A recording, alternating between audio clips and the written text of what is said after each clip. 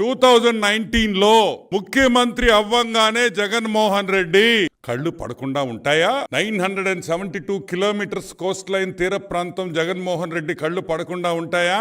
పడ్డాయి.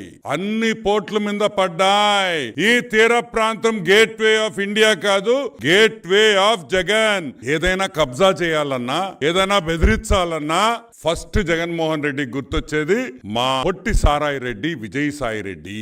Financial criminal. Jaganmohan రెడ్డికి పెద్ద బ్రోకర్ అయిన విజయసాయి రెడ్డి రంగంలోకి మన హాఫ్ టికెట్ జగన్మోహన్ రెడ్డి ఈ పొట్టి సారాయి రెడ్డిని రంగంలోకి దింపాడు. ఎందుకు పొట్టి సారాయి రెడ్డిని ఒక్కడే దింపారు?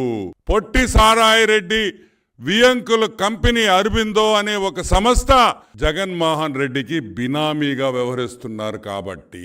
విజయసాయి రెడ్డి కూడా ఒక జగన్మోహన్ రెడ్డికి బినామీ బ్రోకర్ అని కూడా మీకు మనవి చేస్తా ఉన్నా.